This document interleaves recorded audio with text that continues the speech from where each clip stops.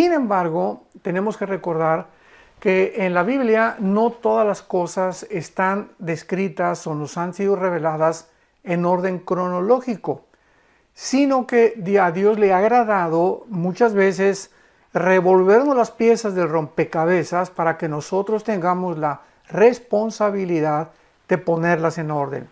Entonces, cuando oímos que los 7 sellos, como ya lo vimos anteriormente en otro estudio, cubren los 7 años de la tribulación, y lo podemos demostrar porque el 6º sello claramente nos habla de que vienen cosas catastróficas sobre el mundo y donde la ira de Dios ya se descarga sobre el mundo, y la ira de Dios claramente tanto en el Antiguo como en el Nuevo Testamento se encuentra en los últimos 3 años de la tribulación. Vuelvo a repetir, cuando oímos nosotros en el Antiguo Testamento el día de Jehová, la ira de Dios o el día del Señor, y en el Nuevo Testamento lo mismo, el día del Señor, como en Primera de Tesalonicenses, Segunda de Tesalonicenses, etcétera, etcétera, se refiere a los últimos 3 años y medio de la gran tribulación.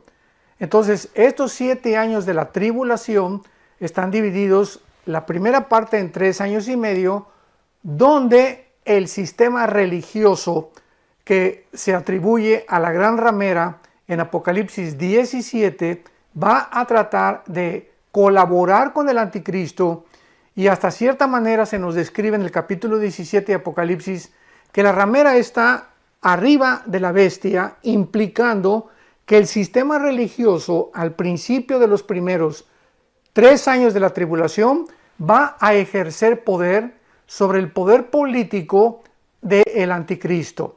Y entonces en el capítulo 17 de Apocalipsis se nos describe que después el anticristo se deshace de la ramera y la confederación de 10 naciones que van a formar el último gobierno sobre el cual el anticristo va a ser el líder, van a quemar la ciudad. Porque se nos describe en el último versículo del Apocalipsis 17 que la ramera es una gran ciudad. O sea, una ciudad que va a tener un control religioso sobre el mundo, o sobre la mayor parte del mundo.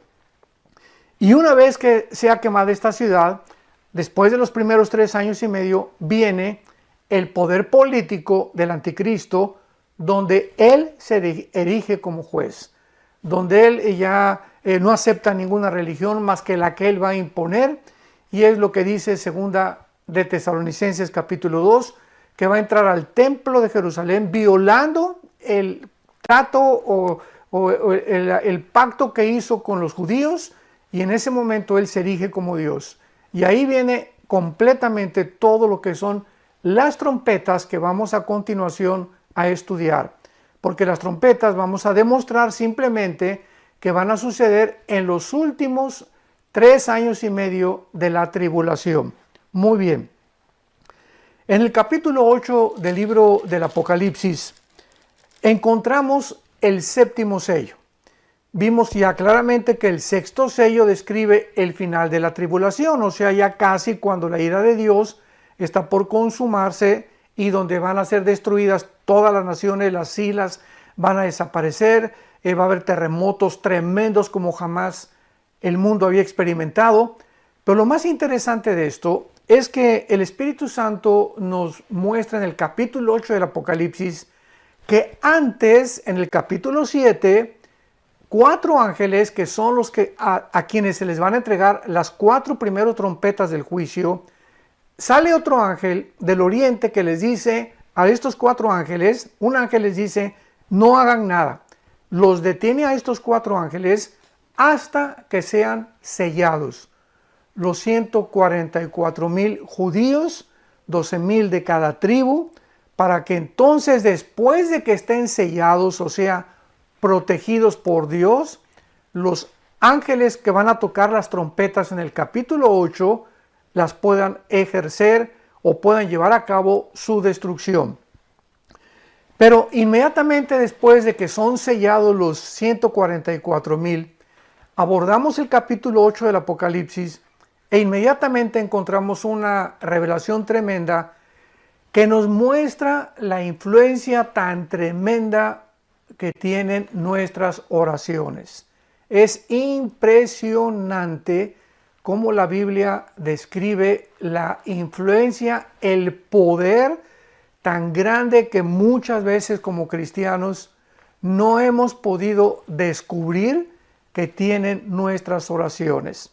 Al grado que en el libro de Santiago, capítulo 4, dice la Biblia que recordemos que la oración del justo puede mucho. Y pues nosotros cuando oramos decimos, bueno, Dios está tan lejos y no se va a preocupar por mí, tal vez ni me haga caso, soy como una cucarachita, como una hormiguita, ¿quién se va a estar acordando de mis oraciones? Sin embargo, cuando realmente creemos y realmente absorbemos la palabra de Dios y comenzamos a demostrar a través de la práctica de la oración que Dios contesta la oración y que Dios hace milagros a través de nuestras oraciones, es cuando somos animados a poder orar. Por eso la Biblia dice en 1 Pedro 4:7, el fin de todas las cosas se acerca, velad y sean sobrios en oración. En Efesios 6, orando en todo tiempo por todos los santos, y creo que este es uno de los tiempos más importantes, y no estoy exagerando, de los más importantes de todos los últimos 2000 aproximadamente años de la iglesia cristiana, donde estamos en una hora de la prueba, donde estamos en una época donde los dolores han comenzado, como los dolores de parto de una mujer, a ser cada vez más intensos.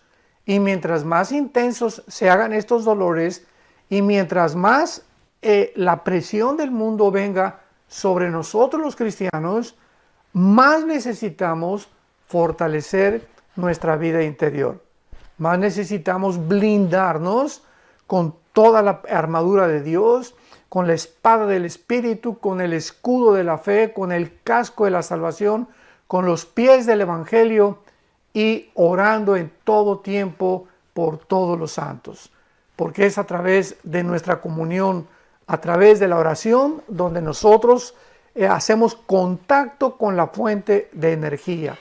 Hacemos contacto, nos conectamos con Dios cuando nos ponemos de rodillas o en la posición en la que tú puedas escoger orar. Eso no importa mucho.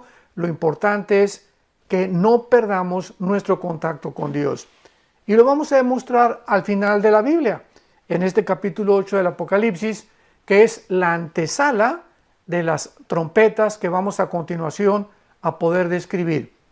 Dice así: cuando abrió el séptimo sello, se hizo silencio en el cielo como por media hora, y vi a los 7 ángeles que estaban en pie ante Dios, y se les dieron 7 trompetas. Aquí pues Juan ve que antes de que venga el juicio y antes de que se toquen las 7 trompetas, él ve a estos 7 ángeles parados ya dispuestos a tocar las trompetas. Sin embargo, observemos lo que sigue. Y entonces vino otro ángel, ya no de los 7 ángeles de las trompetas, sino otro ángel, y se paró ante el altar con un incensario de oro, y se le dio mucho incienso para añadirlo a las oraciones de todos los santos sobre el altar de oro que estaba delante del trono. Aquí nos damos cuenta que el incienso en el Antiguo Testamento, si bien recordamos, es un tipo, es un símbolo, es una representación de nuestras oraciones. Porque es algo, ¿verdad? Es más, todavía Dios les dio los ingredientes especiales con los que debería hacerse el incienso. Hasta eso Dios es meticuloso y detallista, porque ahí involucra también el detalle y lo profundo que involucra las oraciones de todos nosotros. Entonces el incienso en el Antiguo Testamento simboliza como algo que sube hasta el trono de Dios, y que en el Nuevo Testamento son nuestras oraciones. Muy bien. Este ángel entonces recibe un incensario, y desde luego que ahí a continuación lo acabamos de leer, para añadirlo a las oraciones de todos los santos sobre el altar de oro de Dios que estaba en el templo. O sea, el incensario en el capítulo 8 del Apocalipsis que es la antesala de las trompetas, que recibe este ángel, no estaba lleno, sino que faltaban oraciones para añadirlo a ese incensario de parte nuestra. Y vemos a continuación lo que sigue. Y de la mano del ángel subió a la presencia de Dios el humo del incienso de las oraciones de los santos. O sea, recordemos que aquí el incensario no está lleno, está en el cielo, y las oraciones que están haciendo aquí abajo en la tierra los santos están subiendo para llenar el incensario. O sea, viene un tiempo cuando nuestras oraciones van a tener un final y cuando ya Dios no va a escuchar ninguna oración porque el tiempo del juicio vino.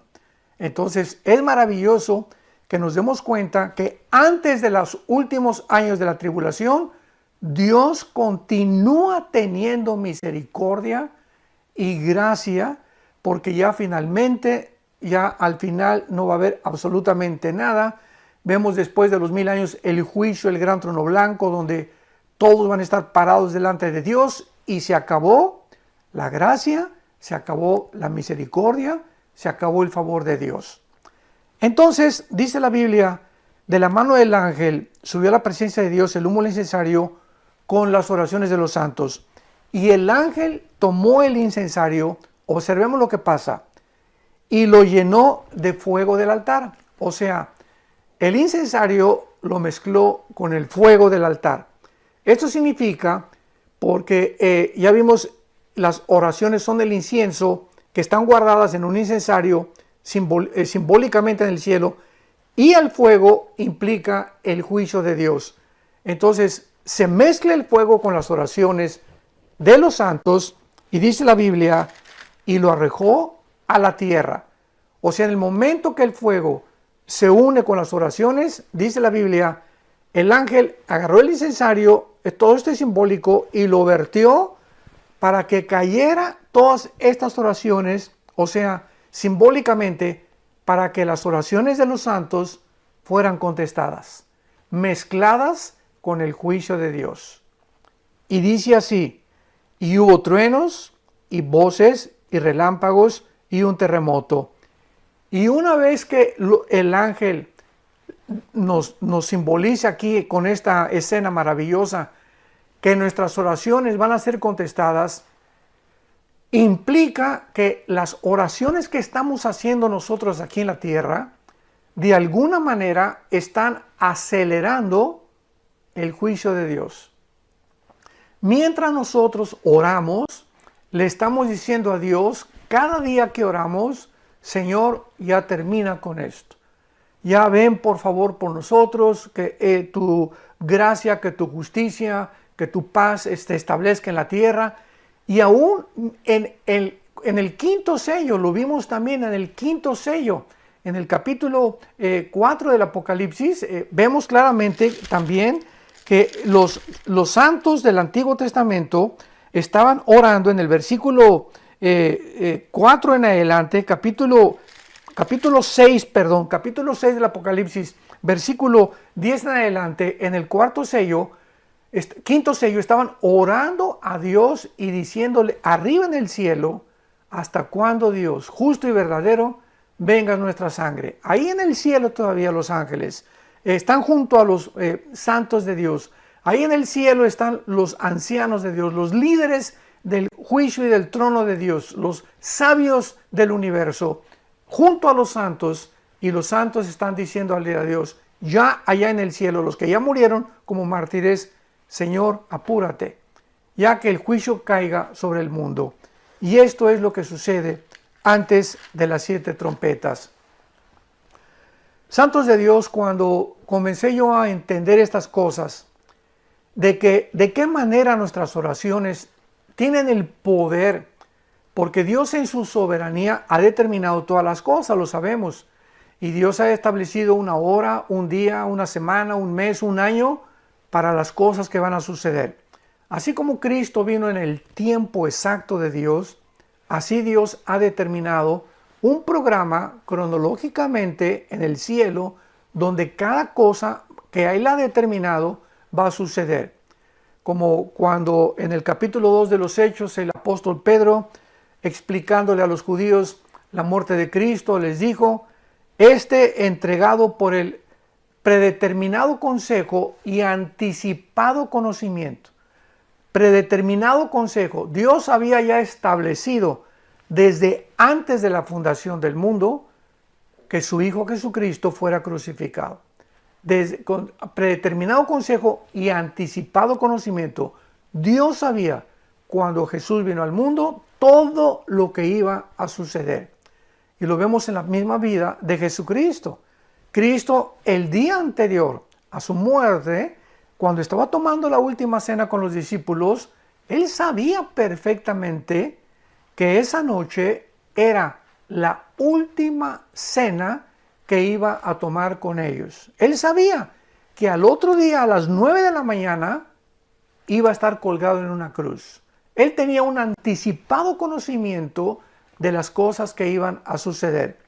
Cuando él comenzó a encaminarse hacia Jerusalén, después de estar en Galilea, les dijo a los discípulos, voy a enfrentar ahora el juicio. Seré entregado por los líderes, los sumos sacerdotes, van a golpearme, van a hacerme sufrir y voy a morir y a los 3 días voy a resucitar. Cristo tenía una ubicación, un conocimiento perfecto, determinado consejo y anticipado conocimiento de todo lo que iba a suceder.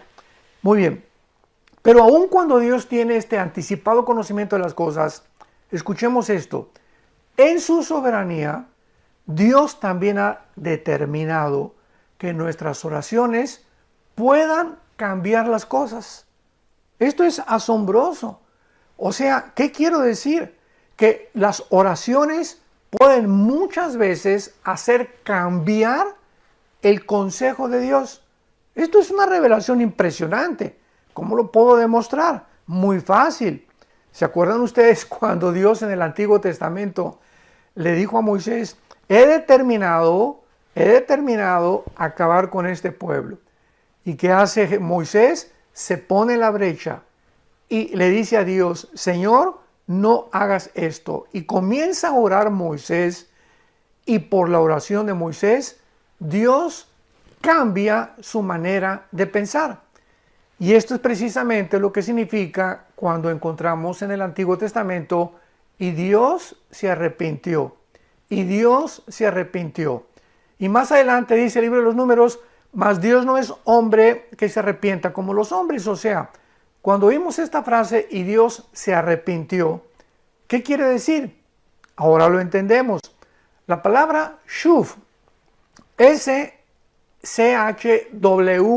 grande, shuv, como suena en el hebreo, es la palabra que se tradujo en el Nuevo Testamento metanoia y que se tradujo al español arrepentimiento.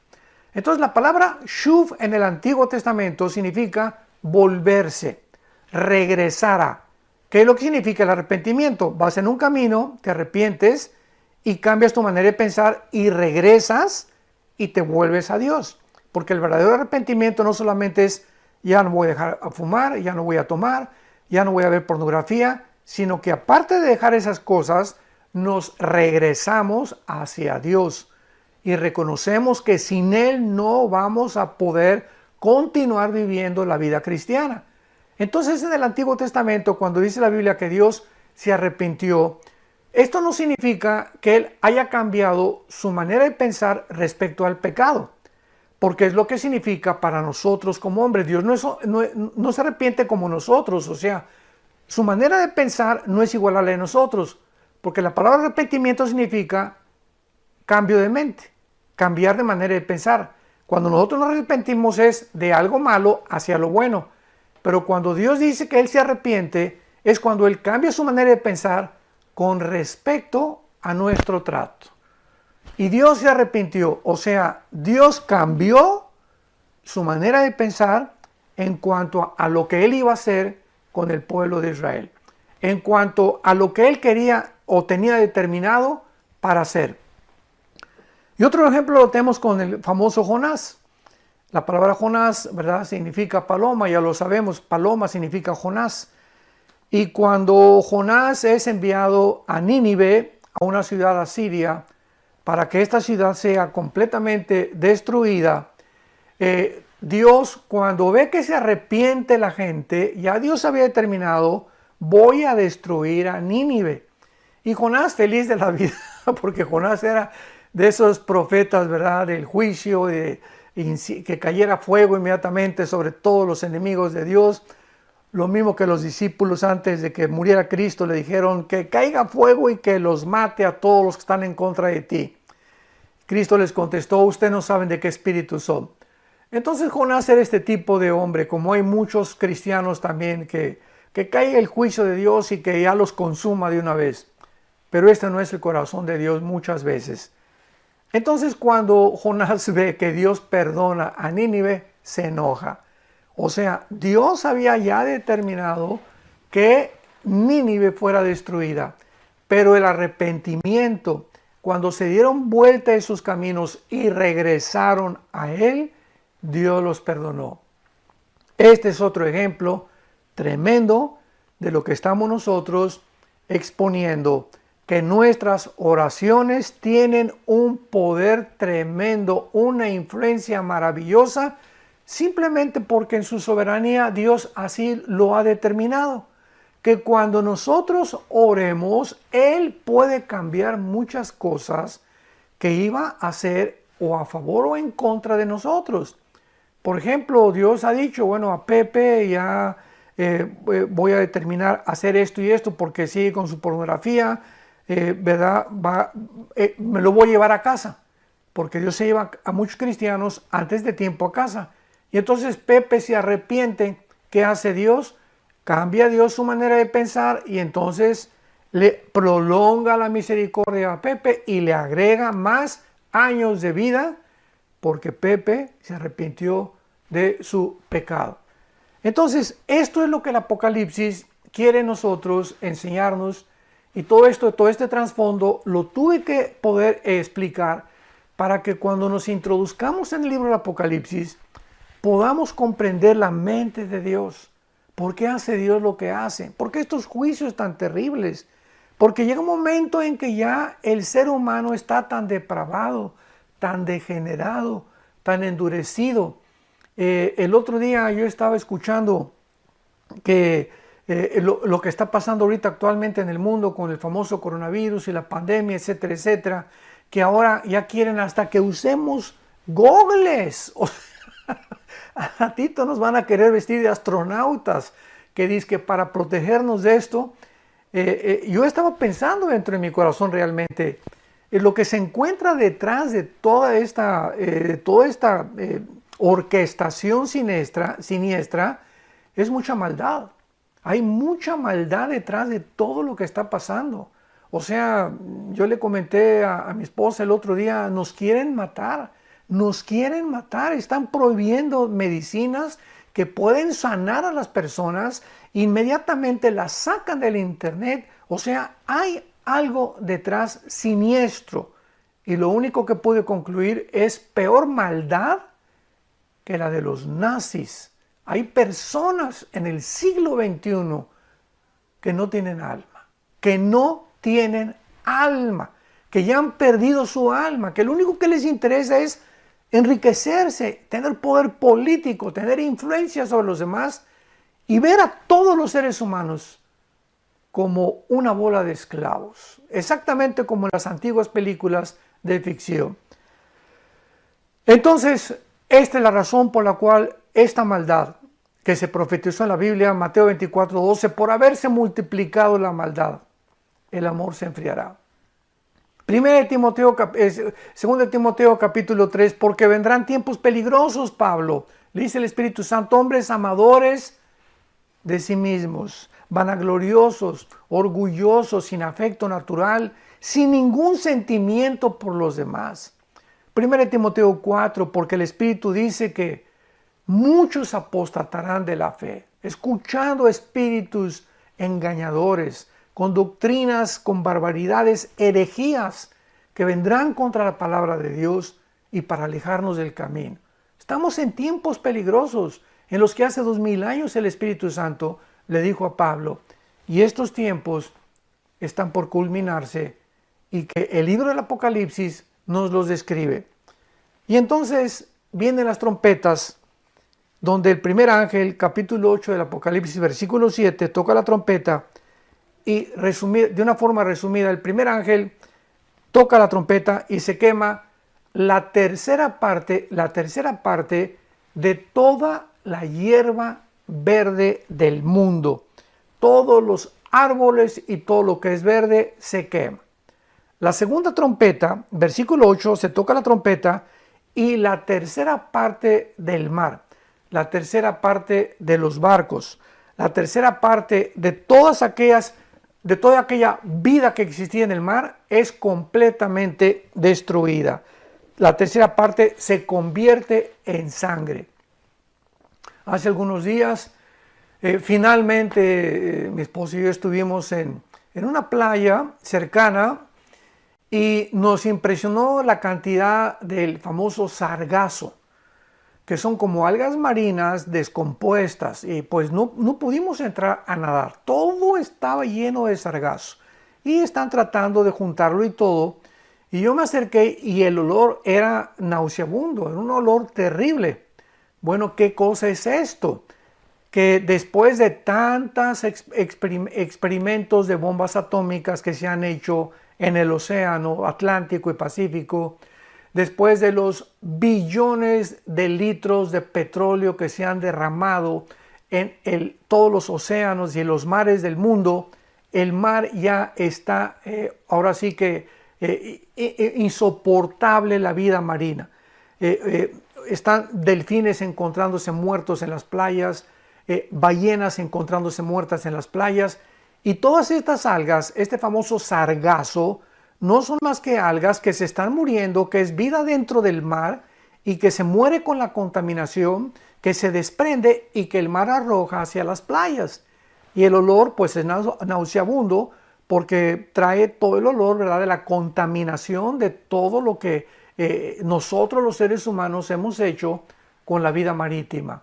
Pero cuando llegue la segunda trompeta nos damos cuenta que ya la tercera parte del mundo entero en el mar estará completamente descompuesta. En la tercera trompeta, la tercera parte de todos los ríos y arroyos del mundo serán descompuestos también.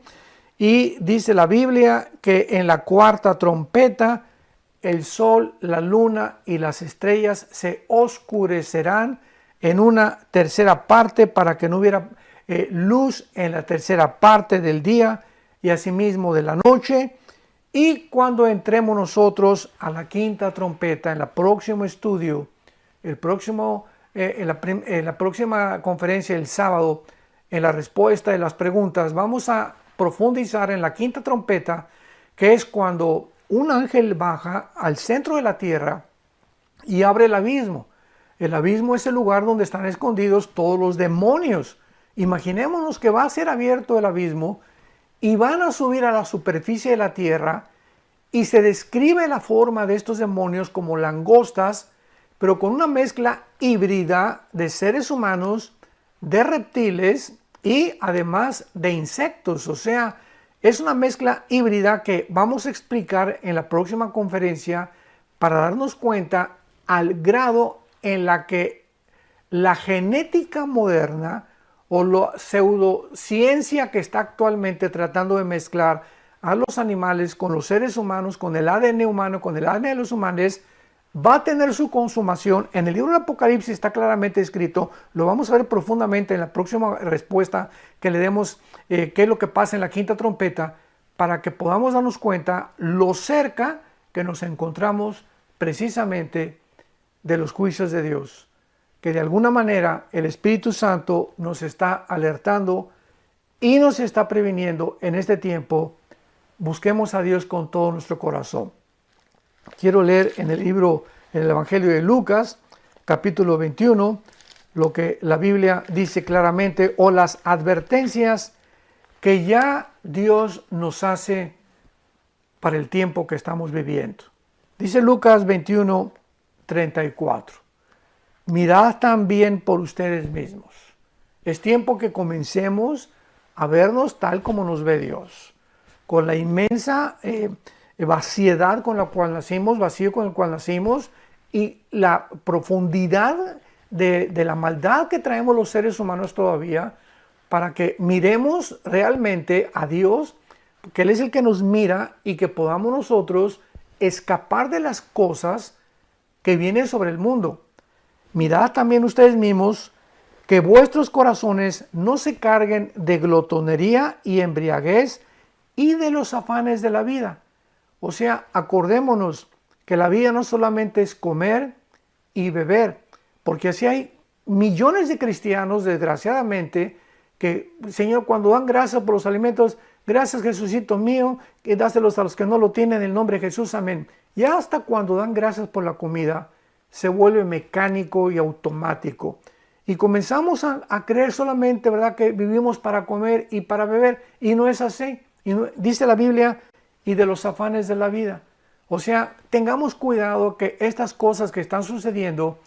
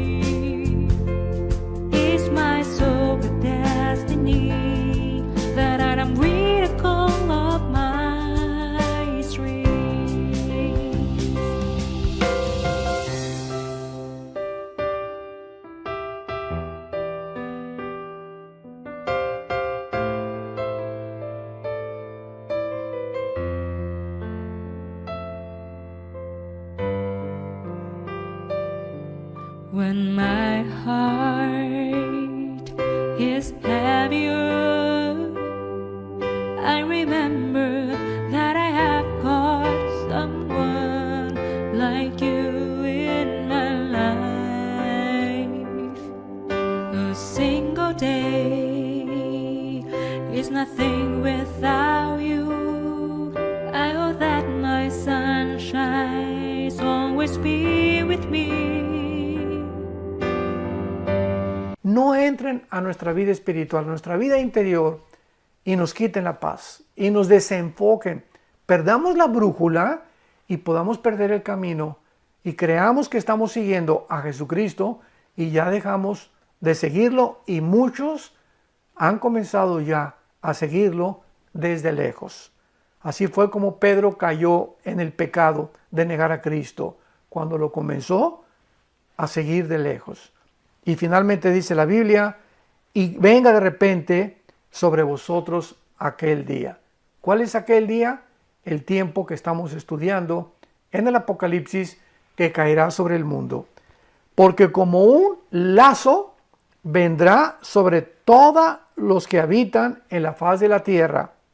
Velad pues, porque en todo tiempo orando, para que seamos tenidos, escuchen esto, para que seamos tenidos por dignos de escapar de todas estas cosas que vendrán y de estar en pie delante del Hijo del Hombre. Para que Dios nos tome como dignos de sacarnos de este mundo y de las cosas que vendrán. Entonces, ¿cuál es la única forma en la que podemos nosotros tener la absoluta seguridad que nos vamos en el rapto de la iglesia, cuando verdaderamente nuestra vida es una vida de oración, una vida de devoción, una vida en la que no hemos permitido ni nos hemos dado el lujo de separarnos de Cristo, de nuestros devocionales diarios, de su santa palabra, de la palabra de Dios, para que podamos estar completamente seguros de que en cualquier momento, como un lazo así cayó el coronavirus, ¿recuerdan? En enero del año 2020 en el que nos encontramos, nadie sabía nada.